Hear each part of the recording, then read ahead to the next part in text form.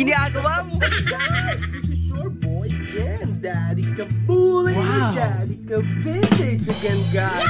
Ayun nga, guys, kamusta naman kayo, guys? Kamusta naman tayo lahat, guys? Kamusta naman ang buhay-buhay natin, guys? Sana nasa mabuti kayong kalagayan, guys. Kasi kung ako ang tatanong nyo, guys, is all goods tayo, guys. At siya nga pala, guys, Happy New Year sa ating lahat, guys. Yan, sana'y pala rin tayo ngayong taong 2024, guys. Yan. At syempre, guys, for today's vlog nga, guys, is may isi-share na naman ako sa inyo, guys. Itong items na to, guys, wait lang, guys. Tingnan nyo, guys, kakapanood ko ng Batang Quiapo is nakukuha ko na yung style ni Smuglass, guys. Idol ko din naman yun, pero hindi ako sobrang fanatic ni Smuglass. Pero ito yung mga kanya, mga pormahan ni Smuglass, guys. Yan. Anyways, guys, ayan nga, guys, every time na magpe-flex ako, sabi ko is may mga clue, guys. May mga clue. That's pretty good. Ayan. Sino ba nasa likod natin, guys? Si Ice Cube ng Boys in the Hood. Si Ice Cube ng Boys in the Hood. Notorious B.I.G. ng New York. Tupac. Los Angeles Raiders. Yan naman yung trademark na team na sinusuot ng mga rappers natin, guys. So, guys, itong ipe-flex ko sa inyo is related siya sa mga rappers, guys. Yan, sa mga artist na rapper. Yan, guys. At saka, guys, ikukwento ko lang. Itong item na to, guys, is hindi ko masasabing, hindi siya vintage, hindi din siya ukay. Pero masasabi kong hits, guys. Kasi, ang ganda ng quality niya, guys. Really, nigga? Sa tela ng t-shirt. Ayan, alam nyo na, t-shirt itong flex ko sa inyo. At saka yung quality ng printing niya, guys, is ang ganda. Promise. Tsaka yung itsura din ng t-shirt, guys, sobrang ganda. Kaya masasabi kong hits. At saka, guys, mura lang din ang pagkakuha ko. Hindi siya sobrang mahal, guys. Really, nigga? Ayan nga, guys. So, guys, ayan, itong item na to, guys, is nabili ko to sa nung na-Global Village kami nila Darling at saka nila is nabili ko to doon. At saka ikikwento ko mamaya, guys. Ikikwento ko mamaya habang pinaflex ko kung bakit siya high quality, kung bakit siya masasabing hits, guys. So, guys, wag na natin patagalin at gusto ko nang i-flex at i-share sa inyo to, guys. Break it down. Let's go! At ito na nga, guys, ang item na i-flex ko sa inyo, guys. Yan, tinanggal ko na yung salamin ko, guys. Mukha akong bulag, guys. Mas pogi ako pag wala akong salamin, guys. Mas pogi naman ako kay Smuglass, guys. Diba, guys? Sangayon ba kayo, guys? O hindi? Di wag. O nga, guys. So, guys, ito na nga, guys, ang item na i-flex ko sa inyo, guys. Yan, ito na, guys. Ready na kayo? Ayan, guys, oh, slow motion natin, guys. Slow motion natin para makita nyo lahat, oh. That's pretty good. Diba? Kapit pa natin, At yan nga, guys.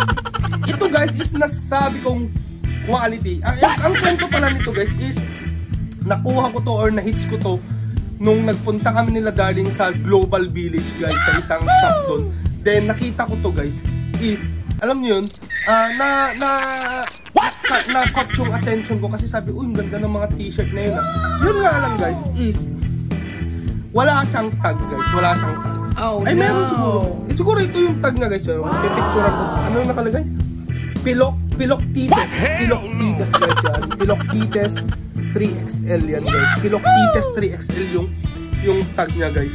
Yan, ano ba nakasulat dito? You don't need to look up to others, for yourself are a spectacle. Yan, fast fashion streetwears collection, guys. Yan lang ang tag niya, guys. Kaya nga masasabi kong hindi to vintage hits, hindi to ukay hits kasi wala siyang tag, guys. Reprint na lang to, guys. Reprint na lang to. Ngayon, guys, pag-uusapan muna natin yung mga print niya, guys. Yan. That's pretty good. Isa-isayin natin yan, guys, diba? Yan, si Tupac Amaru Shakur ng Death Row Records. Si Dr. Dre ng NWA nung una, tapos naging Death Row Records, guys. Niligawan siya ni Suge Knight. Yan, then si Ice Cube ng NWA. Then si Notorious B.I.G. ng New York. Then si Eazy-E ng NWA, founder ng NWA. Then si Iron Man Ghostface, yan, guys. Iron Man Ghostface ng Wu-Tang Clan. Yan, kasi Eminem din ng D12 or Dirty 12, guys. Detroit 12 or Dirty 12. That's pretty good. Si Eminem ang rap god. God of rap. God of rap pala, guys. Yan, guys, ang print yan. Inisa-isa natin kung sino yung mga naka-print yan, guys. Tsaka may nakalagay dyan na 8 Mile. mahal. Ang ganda ng print nito guys, promise, ang ganda. High quality, kaya nasabi kong high quality kasi ang ganda ng print niya guys. That's pretty good. Promise yan. At saka guys, isa sa nagustuhan ko dito sa shirt na to guys is yung collar niya guys. Really, kasi nigga? crew neck to guys, crew neck pag sinuot. Crew neck to, sobra. That's pretty Saka ang good. ganda pa ng ribbings guys, yan o, ang kapal. Ang kapal. Ultimo tela nito guys is ang kapal din guys. Ang kapal ng tela. Ayan o. Nakaiba dun sa mga reprint ng mga t-shirt ngayon guys. Ayan, at saka yung design din ng tela guys is ang ganda. Really, nigga? Yung mga ganitong design pala guys, ang tawag is hindi siya faded. Black siya guys, pero hindi siya faded. Ang tawag dyan is acid wash guys, acid wash. Acid wash na t-shirt guys. That's Para siyang pretty good. vintage, di ba guys? Pag titignan mo malayo. Para siyang faded, pero ang tawag dyan is acid wash guys. Ito lang ang natatanging print niya guys, or design niya. Pero ang ganda nitong t-shirt, nasabi kong high quality kasi nga boxy type siya guys, boxy type. 3XL ang kinuha kong shirt para mas baggy or loose sa atin guys. Alam mo yun? Yan guys, ang ganda oh. Ayan, ang ganda ng print guys, solid na solid, diba? Oh. Lalo na pag malayuan guys, kitang kita yung mga print yun. Galit na galit sa Ice Cube guys. Oh. Yan, si Tupac naman parang mapanghinala masyado yung tingin niya guys. Yan. So guys, ito nga ang ating na hits na damit guys sa Global Village guys. Yan. Ito masasabi kong hindi siya vintage hits, hindi siya ukay hits guys. Pero masasabi kong hits kasi ayun, sinabi ko na nga sa quality ng t-shirt at printing is ang ganda. Then another hits guys is yung sa presyo niya guys, sa presyo niya. Nung una, di ba nga, nakita ko ang ganda, nilapitan ko, tinanong ko, buti na lang Kabayan or Pinoy din yung nagbabantay nun sa Global Village. Is sabi ko, Kabayan, magkano itong mga t-shirts nyo? Ayun, pero hindi ko pa siya nahawakan nun guys. Magkano yung t-shirt nyo? Sabi niya, 60 dirhams na lang sir, para sa'yo, 60 dirhams. Sabi niya, hindi sabi ko, alam nyo naman mga Pinoy guys, is mahilig tumawad, mga ganyan, mga barat pa mga Pinoy guys sa Kabayan. Sabi ko, Kabayan, baka pwede naman 50 nung una. Yung 50, sabi ko nung una. Ito na nakakatawa. 50 nung una, sabi ko. Pwede yung 50 Kabayan. Ah, sige sir, pwede. Eh, Kabayan, baka 45, kaya pa. Kasi siyempre, need mo din makipagtawaran sa mga items guys yan. Sabi ko, 45, Kabayan, baka kaya pa. Sabi ko, sabi naman ni Kabayan, tumawa, sabay-sabay. O, sige na nga sir. Unang customer ka naman ngayong araw. Kaya binigay sa atin guys ng 45 dirhams to guys. That's pretty good. Imagine, hits na yun guys from 60 dirhams to 45 dirhams. Hits na yun guys. So magkano yung 45 dirhams in pesos guys? Ginagawa mo. 45 times 14 is, ayan guys, 630 pesos guys. 630 pesos. Imagine nyo guys, meron na kayong ganitong kaganda or ka-high quality na t-shirt na worth 630 pesos. That's pretty good. Imagine, naalala ko yung mga Francis M ko na damit noon nung college is nagkakahalaga yun ng mababa yung 600 at saka 700 na damit ng mga FMCC na t-shirt. Pero yun is manipis yung tela guys. Pero syempre, Francis M is Francis M. R.I.P. Rex in Paradise, Master Rapper. Yan. Pero syempre Francis M is Francis M. Pero yung ito guys, yung kalidad nitong t-shirt nito at saka yung printing niya is worth it sa halagang 630 pesos guys. At saka sa compared yun sa FMCC na nag-worth ng 700, 1,000 yung dati mga t-shirt kong FMCC. Pero ito guys is hits na hits talaga guys. Itong vintage, ay hindi siya vintage pala. Itong t-shirt natin na hits na reprint na to guys, reprint na kasi yung design na ganito guys is nakikita ko tong design na to sa Google guys. Pag nag-search ako ng mga rapper is nakikita ko yung design na to sa Google. Makikita nyo dyan, ipopost ko yung photo na galing sa Google na ganito yung design na collage ng mga rapper guys. Yan. Pero ang angas nito guys, ang angas sobra. Gustong gusto ko to guys. Sobra. Ayan o, boxy type. Tapos acid wash. Wow! Tapos crew neck pa. Wow! Sa loob kaya. Tagus din pala yung acid wash. Kasi pag sinabing acid wash, tagus dapat. Pero ito, parang wala sa loob. Meron din konti yan o. Ayan. Pero dapat pag acid wash is pati sa loob meron. Anyways guys, is ang ganda nito.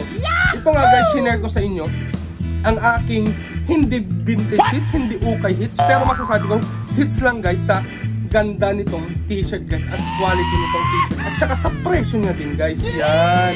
So guys, ito nga is sana na-appreciate nyo na naman ang aking pag-flex at pag-share ng aking bagong hits at saka bagong dagdag collection sa aking mga vintage stuffs at saka mga collection nga. Yan guys. Sana na-appreciate nyo na naman guys ang aking pag-share. Yan. At syempre guys, baka sabihin nyo is nagpe-flex lang ako ang forma-forma kayo ganito. Kasi pupunta kami nila Darling at saka nilit sa Alwada mo. Ipapagyan si Lit. Diba na? Ayan. So siningit ko lang to kasi magbablog talaga ako. Pero nag-aya si Darling kasi Lit. Kaya siningit ko lang to. Tapos pagkatapos ito guys is pupunta na kami dun sa Alwada Mall guys. Yan. So guys, ito nga ating ito-flex na t-shirt sa inyo, ang wrap tee. Tawag pala dito guys ng mga t-shirt is wrap tees. Kasi meron tayong band tees, mga banda naman ang naka-print. Cartoon tees, mga cartoons ang naka-print sa t-shirt. Anime tees, meron din. Mga sport tees. Pag sport tees, syempre automatic na mga sports, basketball, any kind of sport yan guys. Pero ito guys is wrap tees ang tawag dito guys. Mga rapper ang naka-print dito sa t-shirt guys. Yan! At sana guys, na-appreciate nyo na naman tong sharing ko ng aking mga simpleng collection. At syempre hindi ko makakalimutan na magpasalamat sa inyong lahat guys. Lalong-lalo sa aking mga subscribers. At saka syempre din, i-consider natin din yung mga non-subscribers natin sa patuloy na nanonood at sumusuporta sa aking mga videos guys. Yan. At syempre kung wala kayo is wala na rin ako dito guys. Yan. So guys, pag bago ka lang dito sa aking YouTube channel, JJB KIB, is syempre guys, huwag mong kakalimutan mag-subscribe guys. At saka i-like ang aking mga videos, lalo na kung gustong-gusto mo yung mga ganitong content at kung na-enjoy mo yung mga videos ko guys. At lastly is syempre don't forget to share to your friends and relatives guys para mapanood na nila. At saka syempre i-share nyo din to yung mga ganitong klase ng mga content sa mga friends nyo na vintage collectors din or mga aspiring vintage collectors out there. I-share nyo para mapanood din nila guys. Yan. So guys, magpapaalam muna ako kasi nga pupunta na kami sa Alwada Mall ni Lit guys kasama ni Darling. Naka-bihis na kami kaya forma ko kasi nga pupunta na kami guys. Yan. So guys, Happy New Year ulit sa inyong lahat at sana'y pala rin tayo ngayong 2024 sa anumang bagay na ating mga plano at mga dreams in life guys. So yan nga guys, magpapaalam na ako. Here's your boy, Daddy Kabuling, your Daddy Ka Vintage saying, till next time, peace out, bye bye.